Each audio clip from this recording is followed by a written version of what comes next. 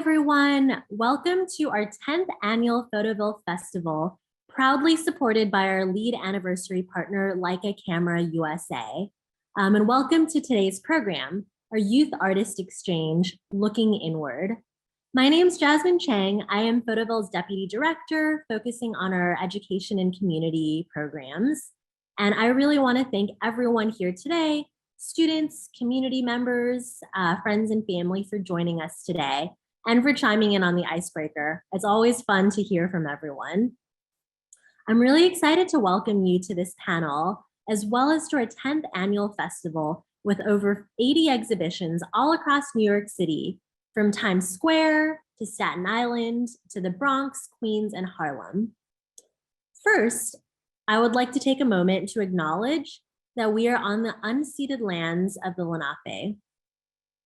Photoville exhibits visual stories in public spaces across the city of New York, which is located in the traditional homelands of the Lenape, also known today as the Stockbridge-Munsee Community, Delaware Tribe, Delaware Nation, and First Nations of Canada. Lenape call their homeland Lenapehoking, which includes Southern New York State, all of New Jersey, Eastern Pennsylvania, and Delaware. We respect and recognize those who came before us and the experiences they had to endure. We commit to understanding how history continues to inform the present and to work on how our organization can keep supporting Indigenous communities. We commit to opening up more space for members of Indigenous creative communities and providing public platforms to showcase their stories and ensuring they are compensated for their work. We encourage you all to research, read more into the history of your community and region, and support Indigenous artists. Recently, our Photoville team collaborated with the Lenape Center on this living land acknowledgement and attended a workshop. We are grateful for their guidance and we look forward to our continued working relationship. Before we begin, I want to thank our amazing partners for supporting this program. We are so grateful for our marquee partners, Brooklyn Bridge Park, New York City Parks, Two Trees Management, Photo Wings, the New York City Mayor's Office of Media and Entertainment, and the Dumbo Business Improvement District. And of course, our 10-year anniversary partner, Leica Camera. Photoville education programs are proudly supported in partnership by Photo Wings and the New York City Mayor's Office of Media and Entertainment. We thank our year-round partner, Photo Wings, for supporting many of this year's youth exhibitions through an educator grant and for making these panels more accessible, as we will be recording and sharing them online for many more people to watch. Now to the main event.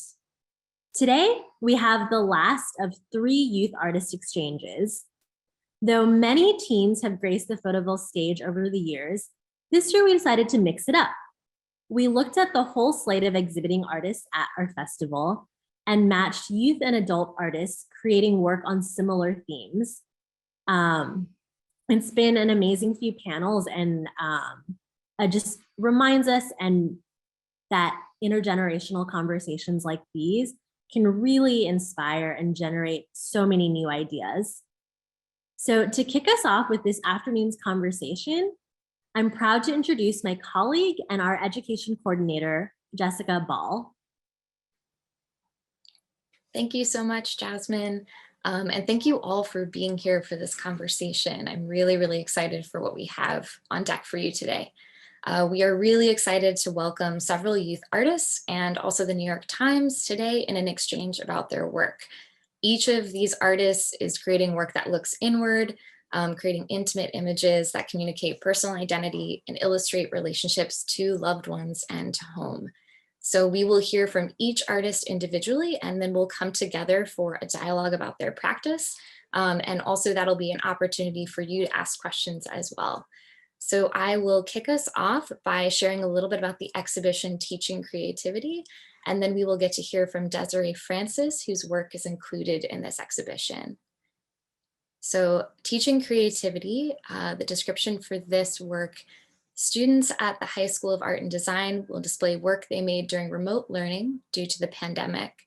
Students increased their experience of photography and shared it with those they photographed. They were asked to engage in projects on a much more independent level during remote learning. In this exhibit, students portray those experiences through self-reflection and interviews with their families. Through their work, they teach their families, friends, and associates about photography.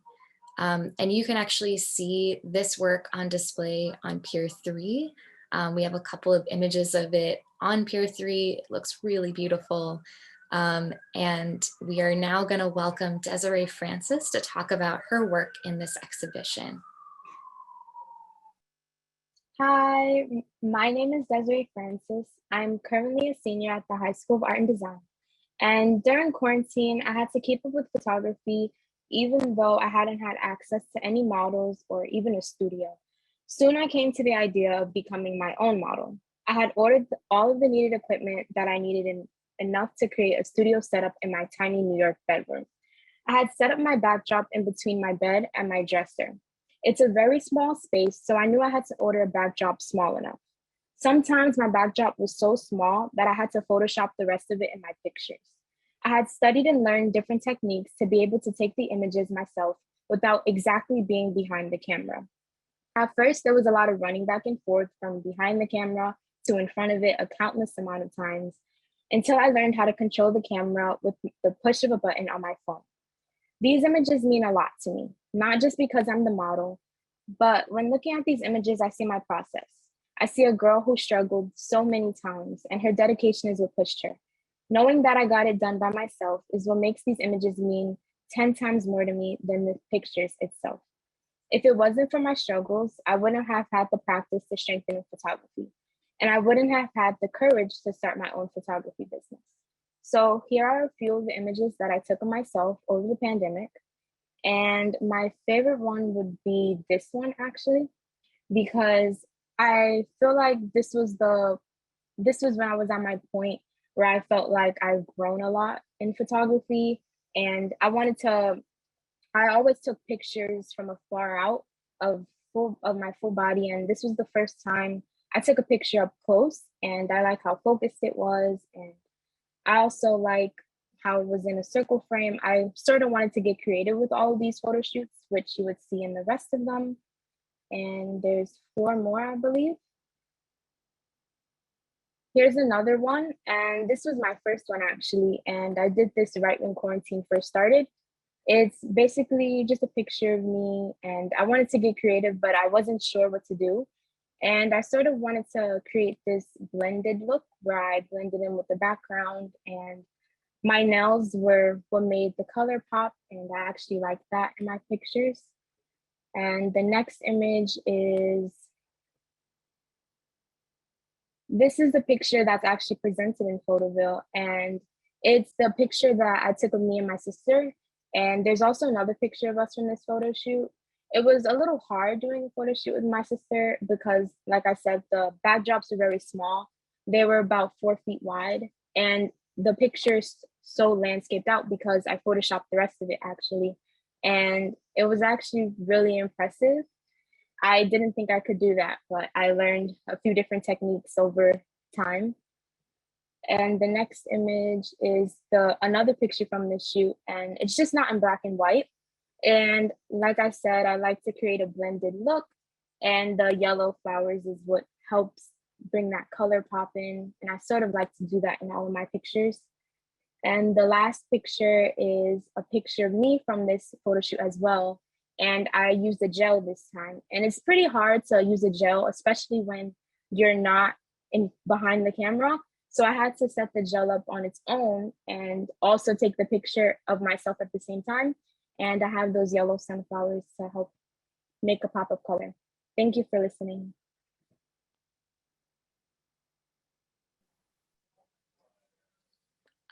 Desiree, I'd love to actually ask you just a quick question while we still have your work up. I wonder about, in the last few images in particular, you utilize flowers a lot. And I wonder sort of like, what was the significance of the flowers? And I'm also just curious kind of how did you approach the props and the poses within these images?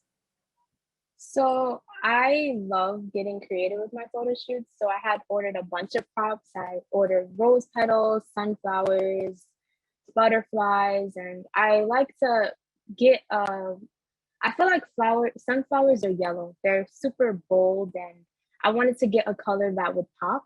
And I love sunflowers. They're so pretty, and I wanted to use them. And the poses, it's actually really hard for me to think of poses. And over time, using props helped me create my poses. So it's something for me to hold because sometimes people don't know what to do with their hands in photo shoots, and it helped me out a lot. And very quickly, I would love to hear, you said that doing this work really helped you launch a photo business. What kind of photographs are you making in your photo business? Yeah, what are you doing? So when creating my photo business, since I know how to make a studio in my own bedroom, I decided to start traveling to people's houses and create a studio there for them. And a lot of photographers don't have travel services. They usually have a studio that people could go to. And I noticed that I do have my own studio, but it's all the way in New Jersey, and that's pretty far for some people in New York. So I like that I can also travel to people's houses. And there's been several times where I've created a studio in somebody's living room or in somebody's bedroom, and it it's actually a really good technique to know. And I do studio photo shoots, I do outdoor photo shoots, and I like to get creative with my photo shoots, which is why I like to order a bunch of props so that people could get creative. That's awesome. Thank you so much, Desiree. We're excited to hear more from you later when we all come back to discuss. But I'd love to introduce our next artist and the next exhibition. This exhibition is called Small Details. This work was created in community with students and teachers of Digital Arts and Cinema Technology High School. Small Details highlights acts of resistance and change through lens-based media. As minors, we are often dismissed or ignored in several sectors of our lives, yet as the next generation, we are greatly impacted by adults' collective actions. Rather than focus on our repressed voices, our show emphasizes the ways in which we empower our voices through photography. Each piece documents a small detail displaying moments of positive change within ourselves, our families, and our communities. By exhibiting our complex worldviews, our hope is to uplift others to reflect on the many ways they can create change. While this year has been one of the toughest, photography recentered and grounded us. Our lenses became our voice, as our voice became a language, and through that language began larger conversations. We hope this series not only inspires, but also causes action. The changes we make now are small, but as we gain more understanding of the world, we begin to build the future we want to see. The process starts now, and we are ready to take on the responsibility of shaping this world. And so you can see this very inspiring exhibit also on Pier 3 in Brooklyn Bridge Park. And it's worth noting that our next presenter not only has her work featured in this exhibition, but she also co-curated the exhibition along with her teacher and her fellow student. So now join me in welcoming Destiny Marcion to the stage.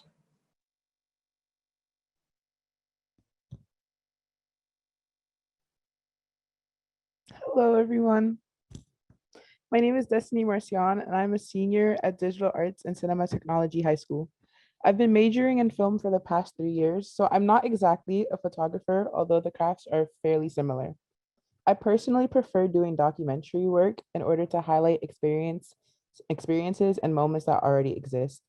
The vast majority of the work I choose to do revolves around looking inward and bringing out inner beauty for a larger audience to see. Hence, a lot of my images and films utilizing close-ups and extreme close-ups. Two of the photos that I'm going to be talking about today are part of the Photoville exhibition called Small Details, co-curated by myself, my friend Amanda Vargas, and our former arts teacher, Miss Gibbons. The first two photos that were used are portraits of my mother, and throughout my artist statement, I mentioned that part of understanding one another is understanding how our faces and expressions can tell a life's worth of stories. Personally, one of the most expressive faces I have ever encountered has been my mom's, as you can tell, being that she's the most photographed person in this collection. In terms of photography, I personally do not have a process or a procedure. I more so like to move around while letting my subject be still so I can bring out what I want to see. it's more of a bringing my own vision into fruition type of thing. I could move around, change the angle, change the lighting, as long as I have my vision pulled out from my subject, I will do whatever is necessary. We could slide through a little bit more if we want to. I personally like to bring out the energies that people have, the things they like to do, and I like to highlight them. I feel like we learn a lot more about people by highlighting their actions and how they interact with themselves, interact with the people around them, interact with the things around them. My favorite photograph out of this bunch is this very last one right here. This image is actually a screen grab from a personal narrative that I had made earlier on in the year in collaboration with NYU's Future Filmmakers program. It's one of the most personal pieces I've made of myself, as a huge part of that film was going over an aspect of my life that I didn't necessarily like encountering or mentioning. I had to go over a few unhealed wounds in order to bring out a wonderful result, and this is the result. It's honestly something that I feel really encapsulates looking inward. I mean, the tears in this image they're real. I genuinely had to dig deep down inside of myself to bring out a feeling that I've never necessarily had to bring out before. These photos are works that I'm extremely proud of, and I've been completely honored to have shared them all with you guys today.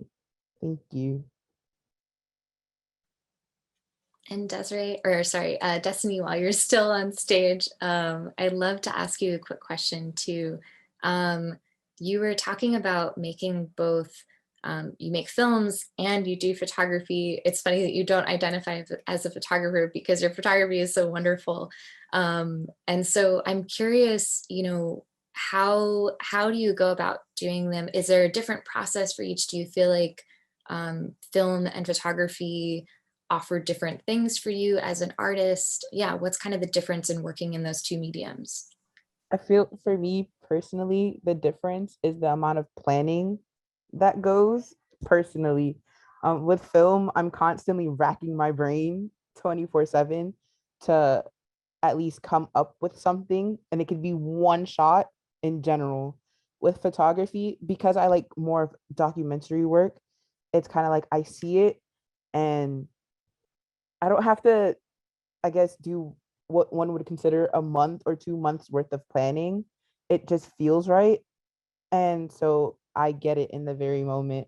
There's that aspect. And then, of course, the second aspect is how long you get to take the shot. With films, you can, depending on what type of film you're doing, you can always redo it later.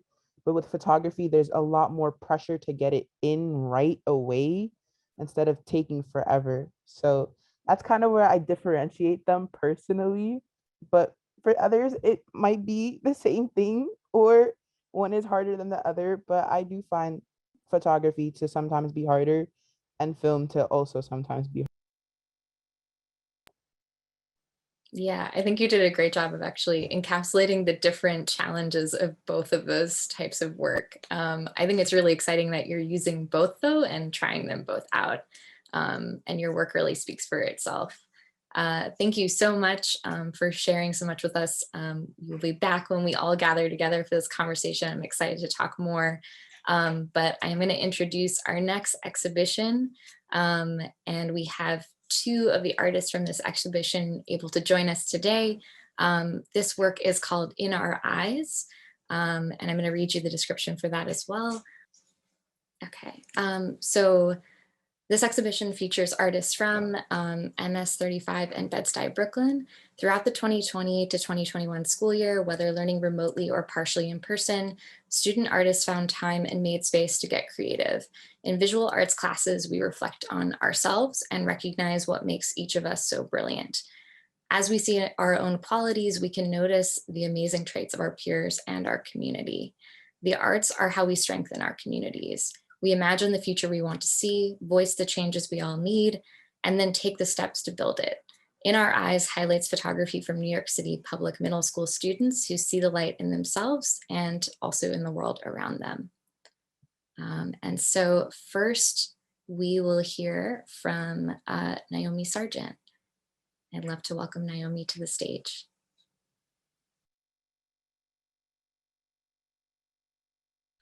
Hello everyone, my name is Naomi Sargent and I'll be giving you a seminar based off of my artworks I have created thus far.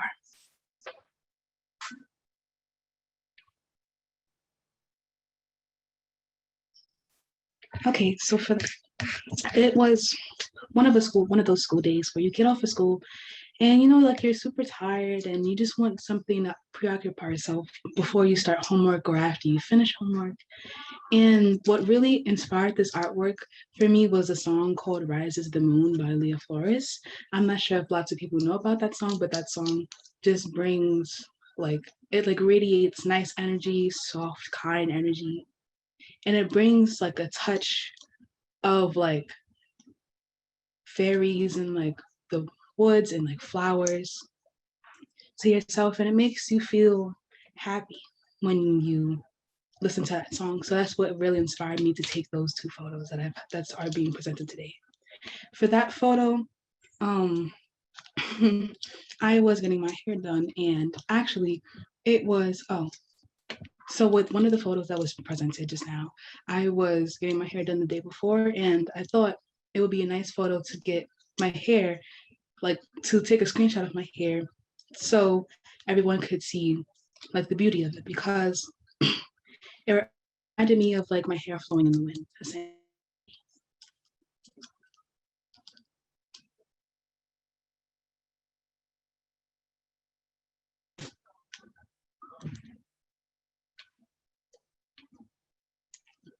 And for this final photo, I had an opportunity to partake in a photo competition for a t-shirt contest. And sadly, I wasn't able to win, but that wasn't the end for my design, because I was able, with my lovely art teacher, Mrs. Dew, and our lovely staff at the school, they was able to take my design and create it into shirts that are now being sold at my school.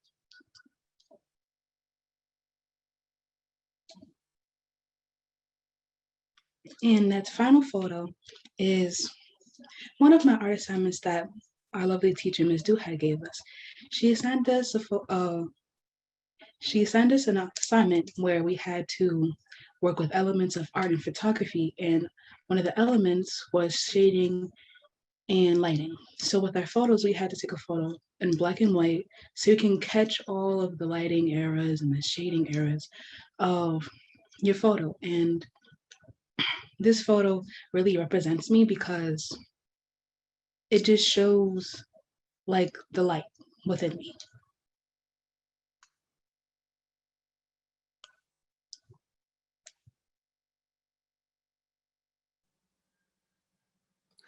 While we have you on stage, Naomi, I'd love to ask a question about your work. You had talked about in those first two images, making images inspired by a song, which I think is really interesting. I wonder if you can talk through a little bit of the process of how you like took one art form and sort of transformed it into another, right? Because songs are, we're hearing them, you've turned it into something really visual. Like what are the steps that you took to sort of translate that for yourself?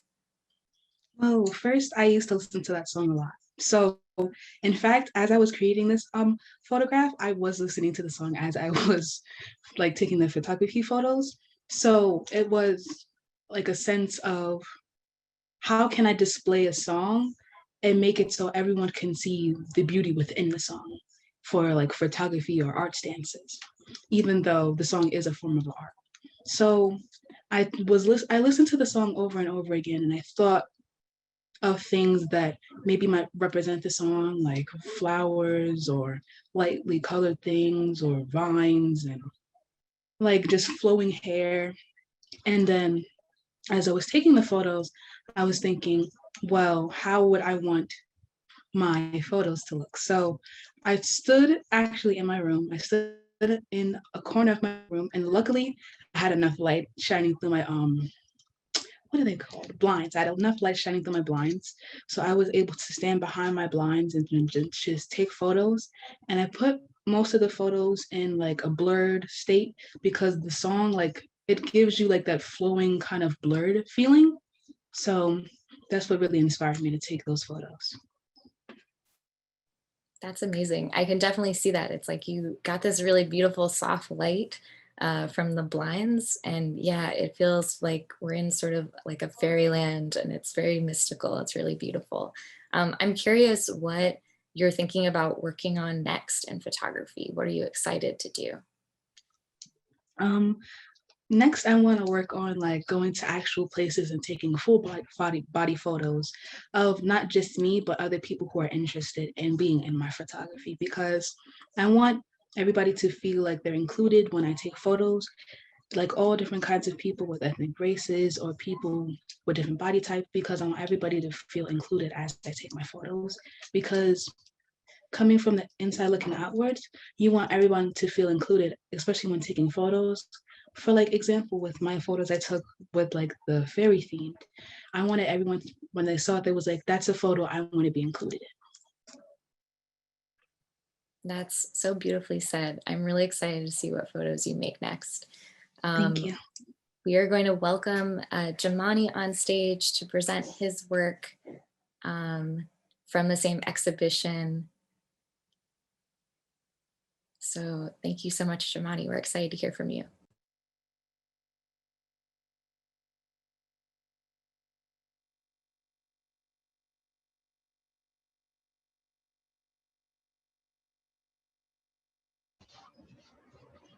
Can y'all hear me?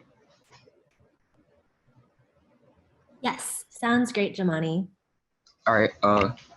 So today I have like pictures, and I'm gonna present what I've done for the assignment.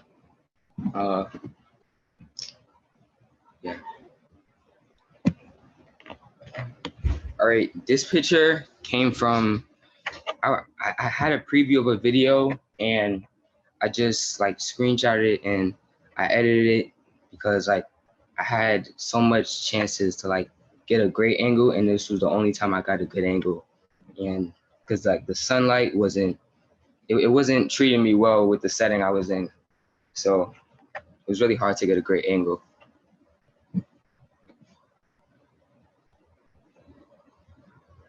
These pictures came from when I was at my dad's house, and I just figured that I'd take a picture of the window because it had so many shapes and the sun was shining on the gate outside the window, and I just felt like I should take the picture and assign it.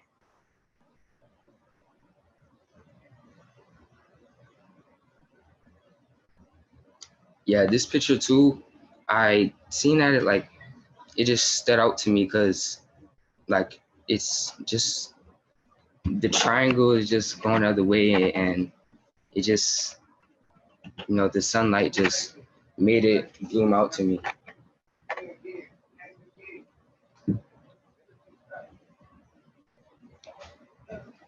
This photo reminded me of like this one design I seen on, I think it was like a clothing, and I was just like, I should take the picture and just put it into the work.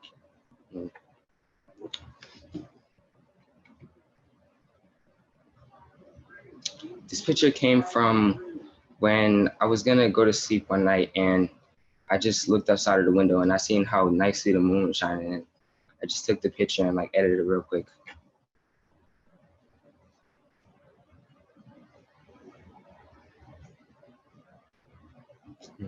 And Jamani, I'd love to ask you a couple questions about your work too. I'm curious, for those really beautiful abstracted photos that you have through the window, what was the assignment for that? And like, how did you kind of see those things and pay attention to those things? I feel like you're really tuned into small bits of light, you know? So the assignment was to take a photo of like shapes just anywhere in the house. And Ms. Du told us to, like just see if, I called Ms. Du and I said, like, where should I take this picture? She was like, just look out your window, do something. And then my dad came in the room and he was like, yo, look at the window. Like, it's so many shapes in the window from the gate outside. And then I just took the pictures and they came out so well. And like, it just, the shapes just, just shine throughout the photos. I love that because I feel like as you look through this series, you can tell you kind of like made an image and then you were like, oh, but this is really cool too. Like I'm seeing more as I start to look, which is really awesome. I'm curious, a similar question for you, like what are you thinking about doing next in photo? Is there something you're interested in trying as you continue making photographs? I'm not really like in that category as yet. Like I don't know what I should do next because like I was kind of like, it just happened. So I just took the photos and I just called it a day. So you're going to keep being spontaneous and see what happens next for you. That's awesome. Thank you so much, Jamani. We will also all come back together and excited to hear more from you as a group. And I will introduce us to our last exhibition. Last but not least, I'd love to read you the description for an exhibition that we have right now in Times Square from the New York Times called Keeping Love Close, What Does Love Look Like? For many of Asian descent, there is good reason to look like, For many of Asian descent, there's good reason for love to look like worry, especially now. Our faces mark us in the eyes of too many as foreigners, no matter how long we've been in the United States. Sadly, this is nothing new. Like so many other wrongs in our society, it's a crack that has always been present, widening under the pressure of the pandemic. A picture can't prove someone's humanity, at least not to those determined to see you as other. But we don't need our photos and stories to convince people we're human, that we're just like them. We don't need to be just like them for that matter. We don't need to match some narrow red, white, and blue blur of what Americanness or humanity means. There is value to choosing how to be seen, in reclaiming the right to select the face you show to the world, in insisting that others see you as you know yourself to be, in proudly and boldly framing ourselves in the ways of our own choosing to say, here I am, this is me. These words are from an essay the author Celeste Ng wrote to accompany a series of photographs commissioned by the New York Times from Asian and Asian American photographers on what love looks like in their lives.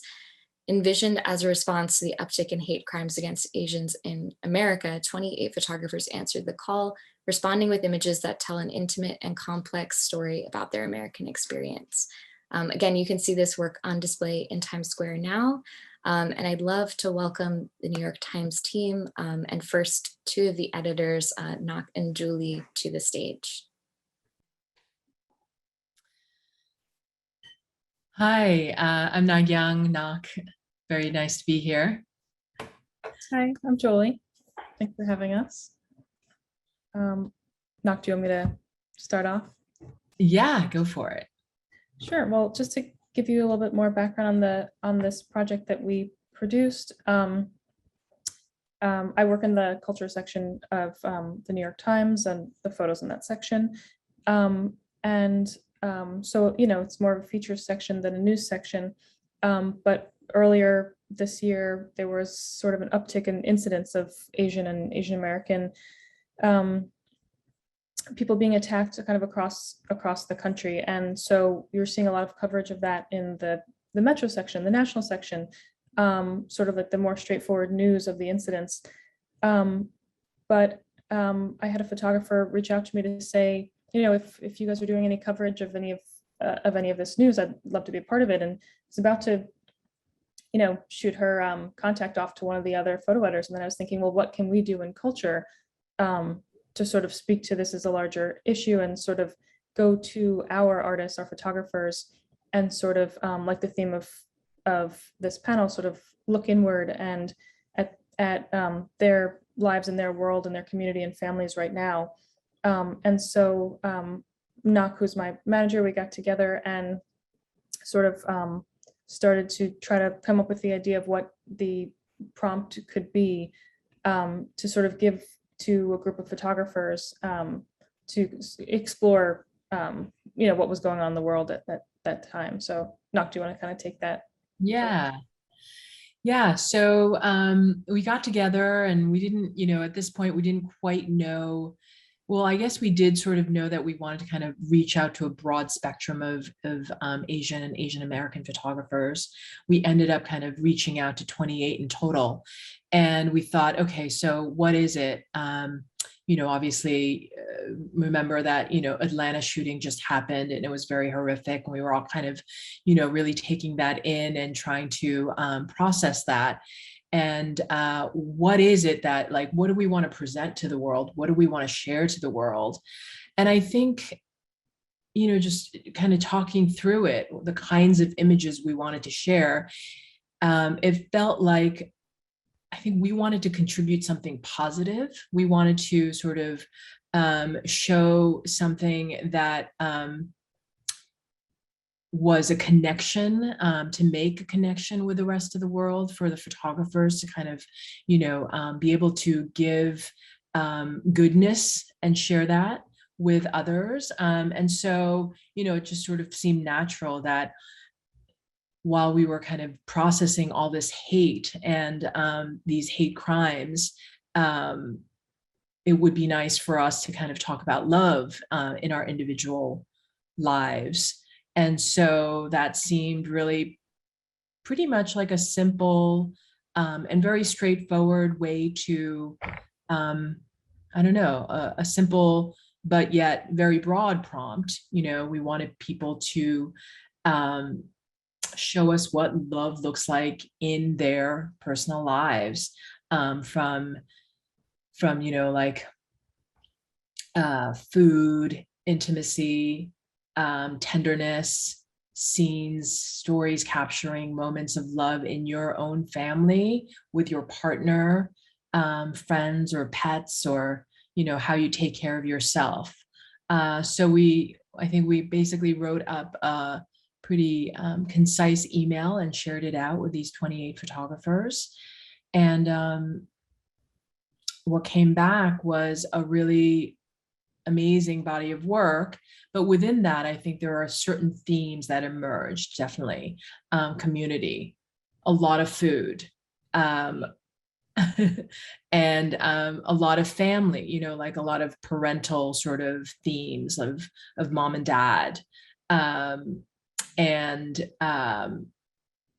so I will sort of stop there and kick it over to one of the photographers who contributed pictures, Ricardo Nagaoka, who joins us from Portland.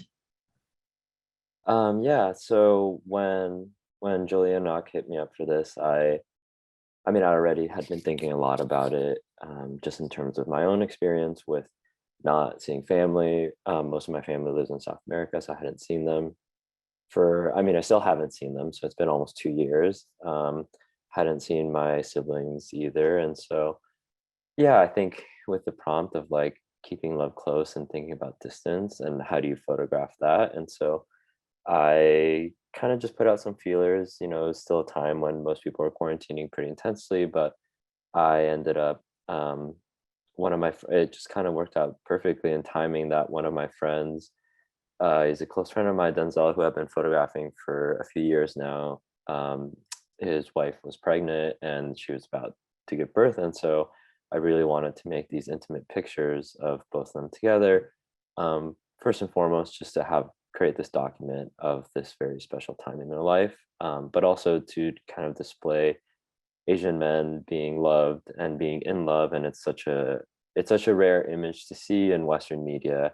I mean, obviously that imagery exists when you see, images created in Asia, but within the context of the American landscape, that's so rare. And so it was kind of like a twofold thing of creating this document for them, and then also to create images that I rarely see, not just during a time of hate, but also just in general, like how the media landscape often doesn't portray us or doesn't see us. And so I also, within the same project, I photographed these two sisters. So that's the next slide.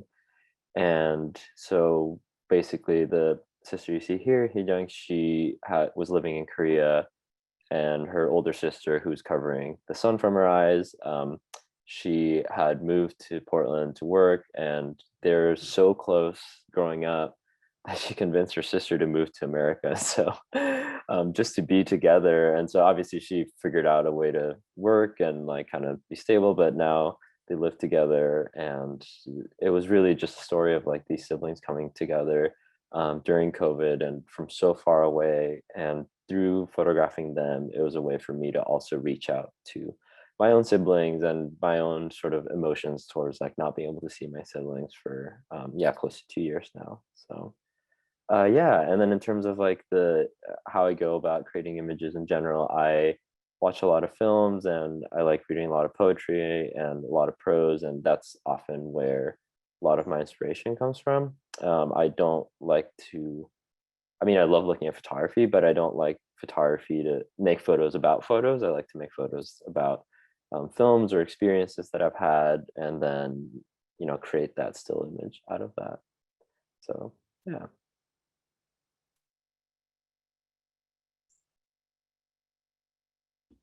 Okay.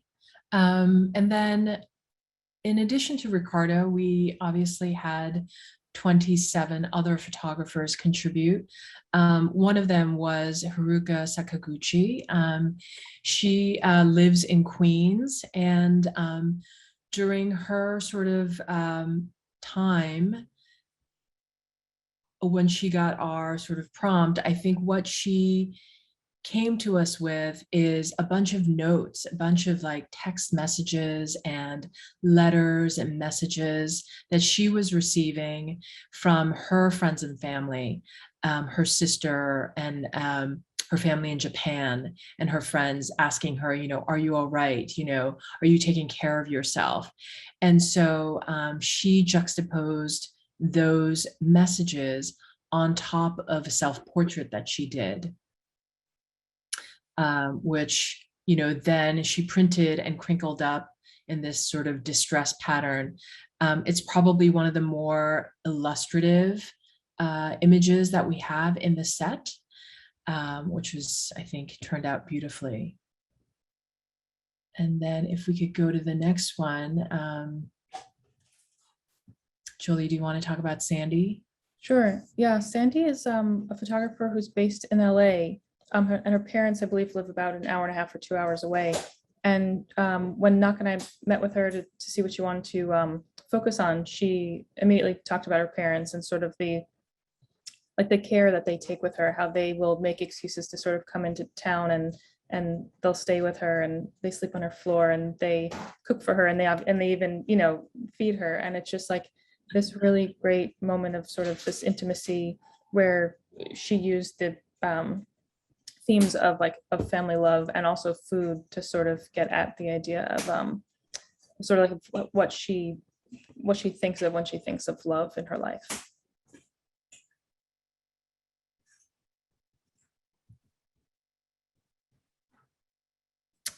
And then we have Justin Wee, who's the photographer in this case, but we also actually have Heather Sten in this image. They're two good friends, and Heather was also in this project.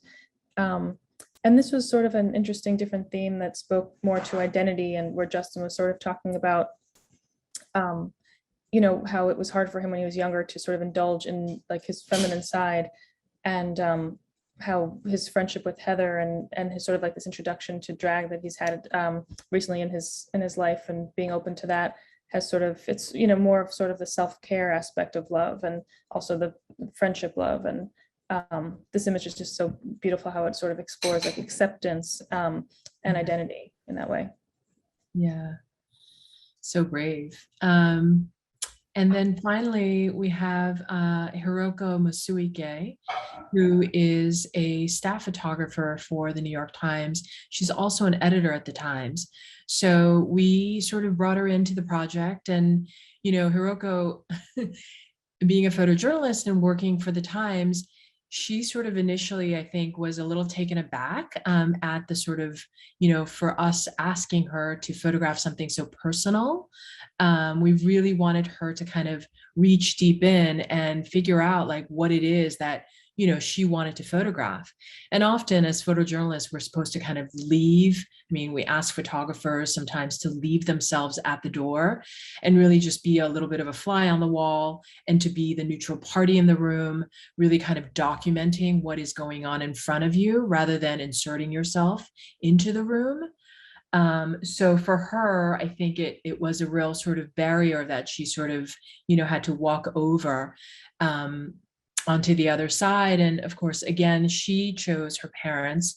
She was during the pandemic able to go to Japan and visit her parents for a good while and wanted to kind of show their special relationship. They've been, they have been and are still married.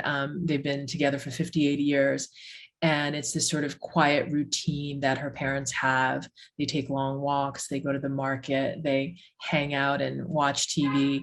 And so she really kind of came back with this breadth of images of her parents. And I think her parents were just, I mean, we've heard stories after the fact of how her parents reacted to, having their picture in Times Square and being printed in the New York Times. And it's just kind of thrilling to be able to share that with the world. And yeah. So overall, it's just been a real kind of, so fortifying to be able to give all these images that are so meaningful to each one of the photographers that worked with us and share it with the world.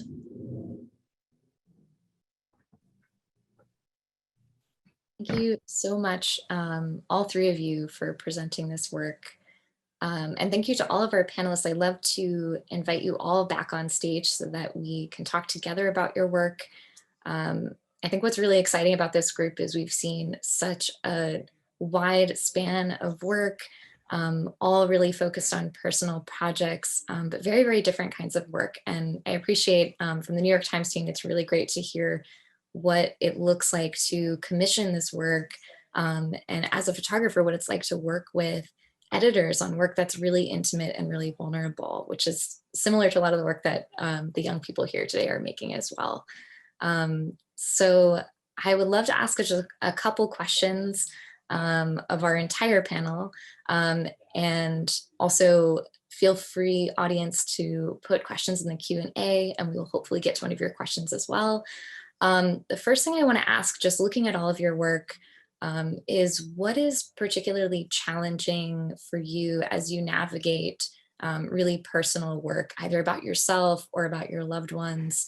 I know for some people on our panel, you were sort of thrust into doing this work because you had to make work at home, right? And so maybe it wasn't what you expected to be working on, but you ended up doing it. And also for sort of our editorial team, I'd love to hear maybe what are the challenges of working with photographers who are doing that kind of work, commissioning work like that specifically. And yeah, how do you overcome those kinds of challenges in your work as you're making that very vulnerable work that's very close to home? Does anyone want to start us off? Well, one of my main challenges was not having a studio. And I then decided to start traveling to people's houses. And with the help of over quarantine, knowing how to set up one in my bedroom, it was actually really easy for me to do that. But another challenge would be carrying all of my equipment. It's a big hassle trying to get it to people's houses and setting up in small spaces. It was also really challenging, and also having to Photoshop the backdrop to extend things.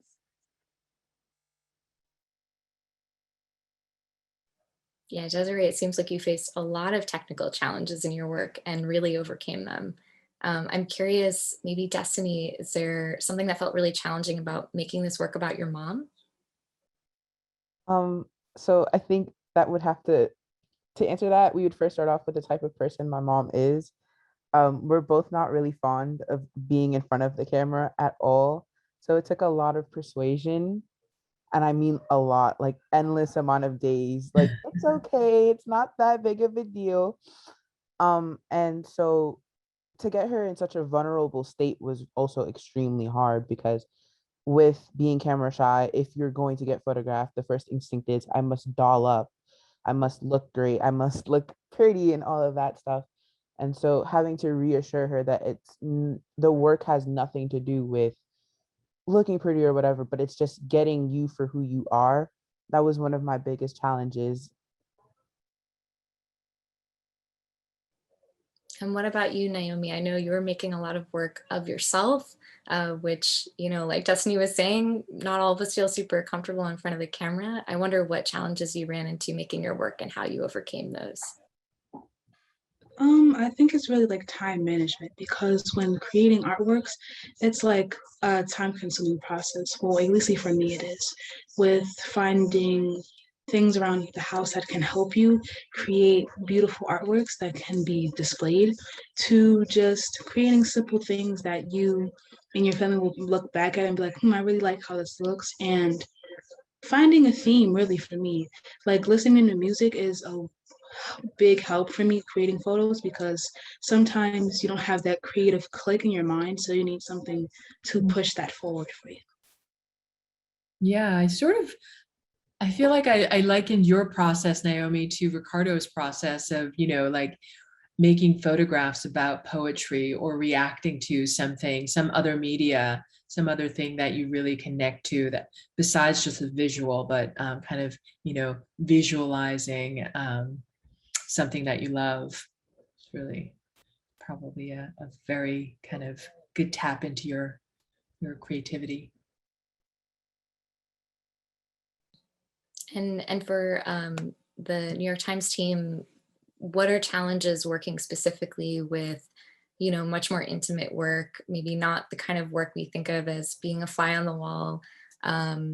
What does that feel like in terms of the relationship? And I'm curious, Ricardo, for you as a photographer, working with editors with work that's so personal, what are the challenges and how do you sort of together overcome those? Do you want me to go? I can go first. I guess like to me, it's the opposite of a challenge. It's like a gift from the heavens of like, wow, the New York Times is asking me to do something so personal, which is it's just it's rare just in editorial, any paid work, right? Like to be given the opportunity, which basically for me it felt just like a mini grant to like, go buy some film and photograph something I actually really want to photograph, and something that's so close to me. And it's actually a really good conversation I ended up having with a lot of photographers, both involved with this project, but just overall, I think when the story came out, I had a lot of good conversations. People like, it'd be awesome to have more space for stories like this, like where photographers can really, instead of like reacting to, obviously like how most editorial work is, we're reacting to something that's happening and we're making those images. It was just a special moment of like, we actually get to create very much from the heart and have this on a huge platform like the New York Times. So yeah, it was great. I hope there are more like this in the future. We hope so too. Yeah. That's, and you guys were talking about this a little bit too, but it's sort of like personal work on assignment. And so, a lot of our photographers, especially the photographers who are used to shooting feature work, are probably, have an art background and probably have personal projects going on all the time. But there definitely are photographers who just aren't as, used to, looking inward and also, they're trusting us to sort of put their personal life out into the world. But I think also part of our challenge is maybe just having so many photographers involved. You're going to get so many different points of view, but like Nakat said, you're also going to get a lot of the same themes, so we wanted to make sure that we didn't end up with, all photos of moms or all photos of sisters or food, but it actually was a really great mix of the way that everyone went about it, because it's all their own personal experiences. And even just one example of something that we thought could hinder it but actually made a more beautiful photo was like where people couldn't see their family at the time because of COVID, and so they made images where it was like through glass or it was on a screen or something like that, and it just actually it really spoke to this time and what they were feeling. So it actually in a way kind of helped to be more relatable to everyone right now.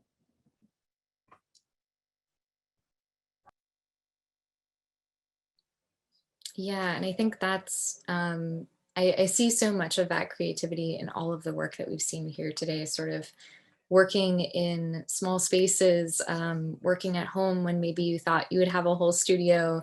And all of you have done such a wonderful job of being inspired by many different art forms, pulling from all sorts of places to think really differently about how to make images and to make images that feel, again, really, really intimate and really unique to you. So it's been so, so exciting to see all your work. I wish we had more time, but we do have to wrap. And so I just want to say another big thank you to all of you, Ricardo, Nak, Jolie, Desiree, Destiny, Naomi, Jamani. Thank you so much for being here, sharing in a lot of cases what is very, very vulnerable work with us. We feel really honored to get to hear about your work. And I just also want to encourage everyone to please go and see this work in person. It is up until December 1st. Again, you can see the New York Times in Times Square. You can see all of our student photographers' work on Pier 3. It's really, really exciting to get to go and see the full exhibitions, not only their images, but often in a lot of cases, like all of your classmates' images there too. So please get out there and check out this work. And I will just pass it off quickly to Jasmine to wrap us up.